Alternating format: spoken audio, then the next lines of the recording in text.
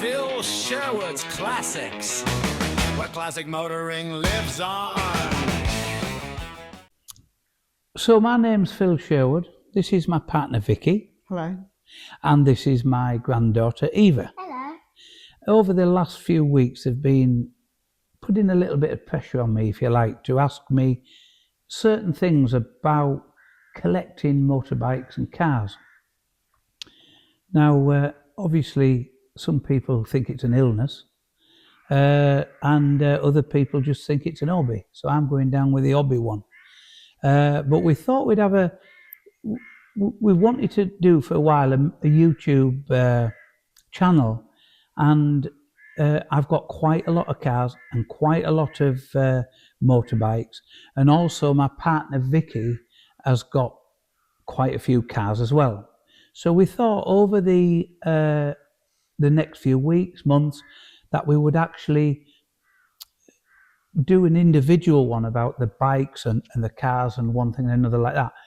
But this was just an introduction to get it going, so you know who we are, and you can see what's going to be coming on in the future.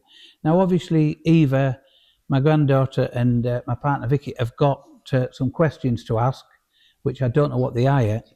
So I'm quite interested to find out what they are myself. So fire away. Yeah. So, how old were you when you first had an interest in bikes and cars? Right. Well, how old are you actually now, Eva? 8. I'm nearly 9. So you're 8 years old, right? So okay. So I can actually relate back to probably your age, because when I was your age, my mum and dad actually had motorbikes themselves. Now, my dad had a Norton Atlas, I believe, and also he had a Norton Dominator. My mum had a Triumph Trophy and a Norton Jubilee, and it spurned from there with the bikes. I was very interested. I used to go out the odd occasion with my dad on the back of his Norton, and I was always interested in anything to do with vehicles or motorbikes and mechanics from a very, very young age. When I was only your age, I actually got a rally chopper. I bought a second-hand rally chopper, and I put loads of lights on it and fur and stuff like that. I wanted it different. So I've always liked, from the word go, I've always liked things, if you like, some of it with a bit of bling on. Yeah. Yes, I do like bling, and not as much as Bobby George, but you won't know who Bobby George is, do you? No. Oh, right. Do you know who Bobby George is? Of course, he's a darts player. Yeah, exactly. He's a darts player. But so yeah, that's where that came from me. At a very, very young age, I started to have a big interest in bikes and cars. So obviously that then follows on to really, you started buying cars and stuff at the age of 8, and obviously you've got quite a lot of cars and bikes, and some people might think you've maybe won the lottery.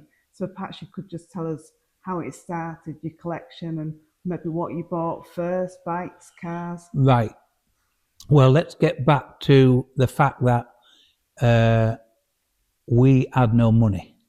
So I've never been gifted £1 in my life. We definitely had no money. We were quite a big family. I've got 3 brothers and a sister, and yeah, money was scarce back in the day. So obviously, when you come from a family like that, and money is scarce and things like that, when you're younger, you sort of have a bit of something in you that you want to try and do a little bit better in your life. So, and when I was 14 years old, I bought my first Fantic GT 50cc moped from Dennis Teasdale's in Thirsk. But obviously I had to wait 2 years before I could ride it. But I did bling it up. I had the tank done with old English writing, Fantic motor. I had crash bars on it, and But those 2 years were the longest years of my life, because one of my brothers had a Yamaha RD 200. My other brother had bought a brand new Yamaha RD 250 LC. This is Bounty colours, because of the colours they call this Bounty, where my brother bought one and it was embassy colours. So because it was like the old embassy cigarettes, it was that colour, so that's why they called it embassy. Now, to think how frustrated I was for those 2 years watching my brothers riding up and down on different bikes and one thing and another, and me in desperation just wanting to be a part of it. I was lucky because my older brother, who had the LC, he did take me on the back of it quite a bit, so I was quite lucky. Although we did ditch it once on our way to Cotswold Dance. Like I say, I was only 14, and I think John was riding, and John had time to say to me, "Hold on, we're not going to make this corner." We didn't make it. But one thing we did make was a dance. We did go to the dance, albeit we had a bit of mud on us, to say the least. So this is where it came from, and I actually thought to myself, yeah, I can't wait. So I had my Fantic there, what I bought, and I bought it cheap from Dennis. Was a lovely man. He was a friend of the family, and he delivered it to the house. He was very good friends with my dad. Actually, my dad was his bus driver when Dennis went to school. My dad was Dennis's bus driver. So yeah, and that's how it all started. But I was really, really, really looking forward to getting to 17, 18 and being able to have one of these. I got 17. My son were born, Alan, so that put the mockers on it. That was it. Then it was a matter of waiting for a long time before I ever got another bike again. So that's where it all spun from when I was younger. Is there another question? So we have bikes and cars, but you also have this 205 rally car. Tell us a bit more about this. Right. Okay. Yeah. So I've got the Peugeot 205 rally car behind us. That has an MI16 2-litre engine in, does that? And I also have an Escort Mark II with a 16-valve Vauxhall in as well, which we will show in the videos.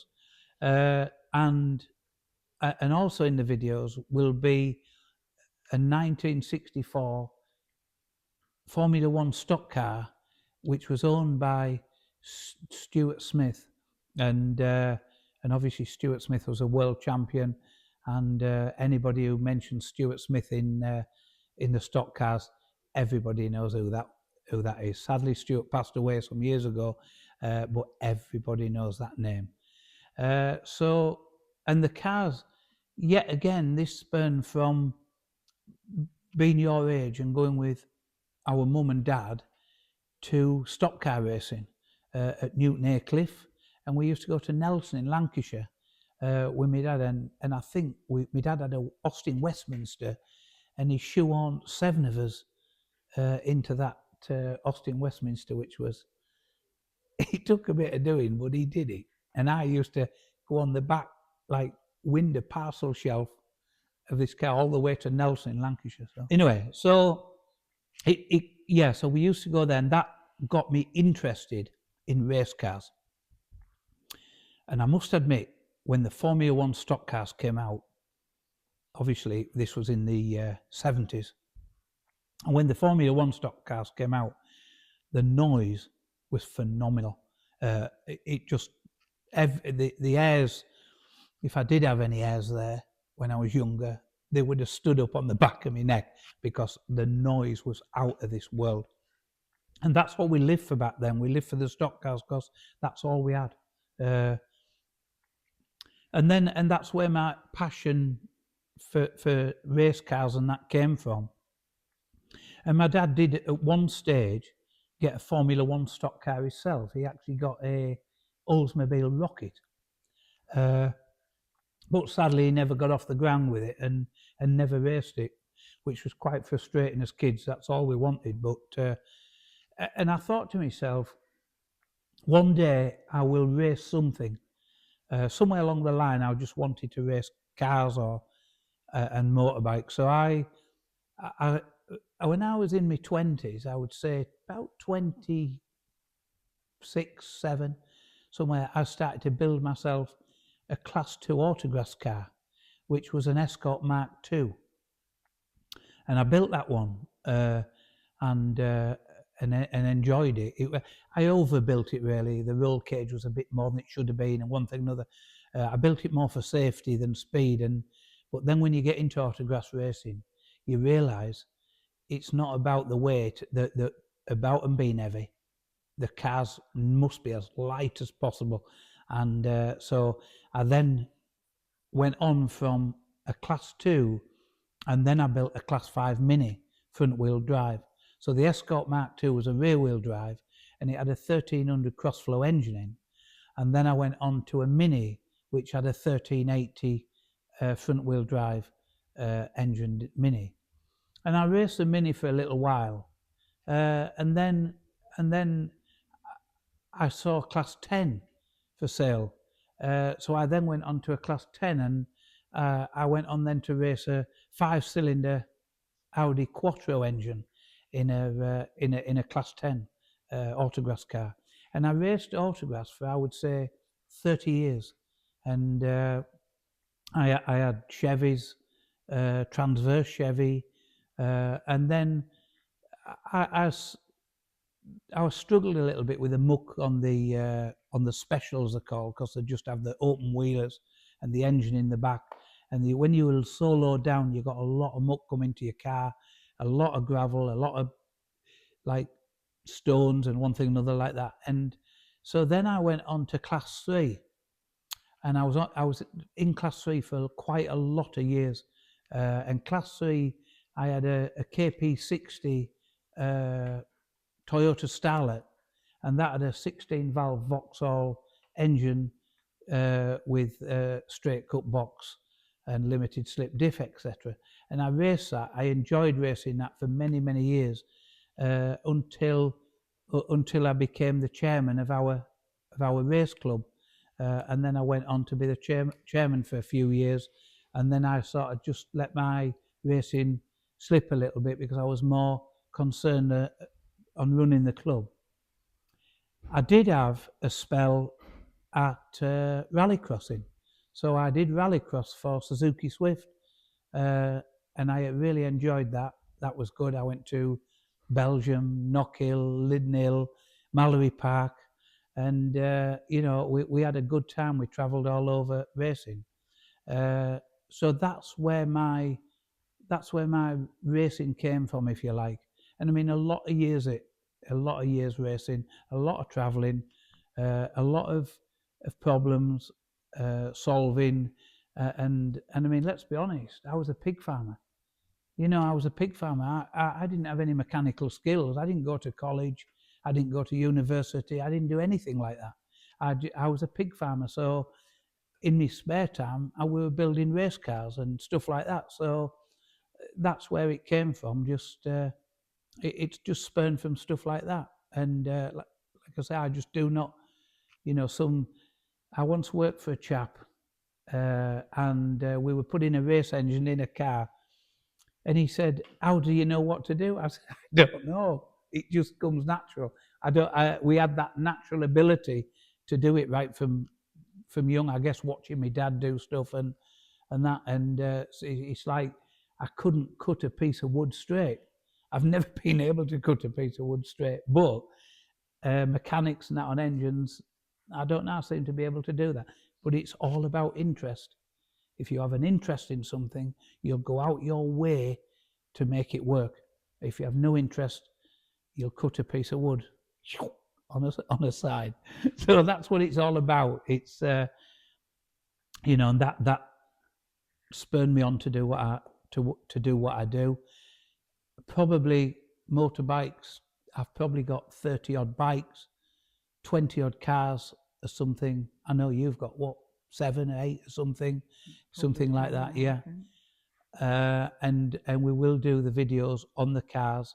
It's very, very important to let people know that where it all started from, because if I see somebody who's been gifted millions of pounds and they've got a lot of stuff, I have admiration for the cars, but I have more admiration for somebody who, and I do know people in the same situation as me, who struggled and been able to get stuff what they only ever dreamt of.